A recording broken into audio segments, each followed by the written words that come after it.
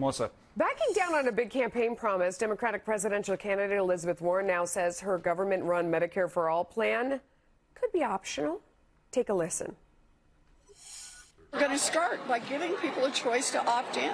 Nobody has to vote on this until they've had a chance.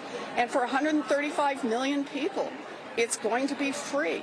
Now, they don't have to take it, but it'll be there for them. Here now is Hadley Heath Manning, Independent Women's Forum Policy Director. What do you think about this little about-face? Well, at least she's backing off on a campaign promise before she's elected. A lot of politicians do it after the fact. But I would say it's pretty clear this is a politically motivated change. It's not a change of heart. It's not a change of philosophy. And I say that because Elizabeth Warren recognizes she's maybe gone too far to the left, even for many Democrat voters. And, of course, we've known from the beginning, looking at polling, that public opinion on Medicare for All is malleable. And by that I mean people change their minds when they find out more about it. And so she's backing off, really now supporting what sounds like a public option in health insurance, which as we all know, ultimately leads to one single option as a public option runs private options out of the marketplace. But this is a key point. I think it represents a change in the Democratic primary where now they're starting to pivot towards the middle. But I don't understand, you know, how do you know when these politicians are lying? Is it when they have the first position that's totally outrageous and you can't pay for it?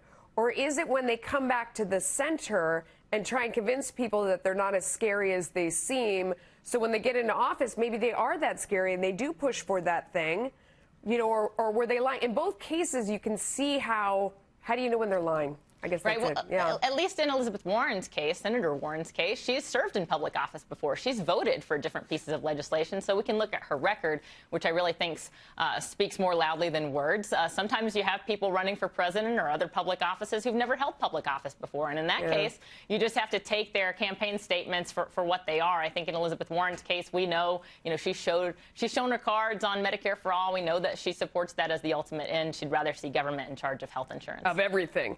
Yeah. Socialism on the rise. American voters having an increasingly positive view on socialism, although capitalism remains the favorite. This is according to a recent Fox News poll, which actually makes me laugh.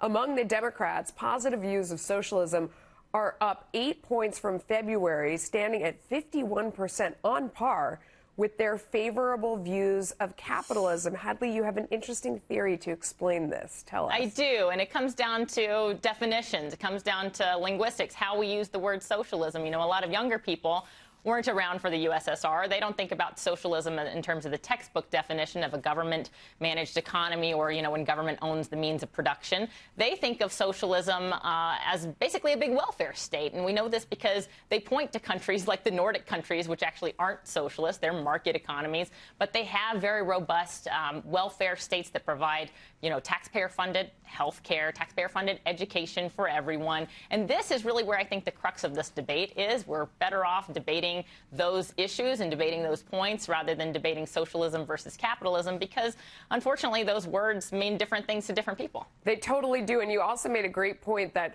for younger people, it's about the idea, does it look like right now I could achieve the American dream, or does it look like that's impossible or too overwhelming, in which case I love the idea of the nanny state. It's sort of like, what does it look like out there in the long run for younger people? I thought that was a great point you made in your notes. Hadley, thank you.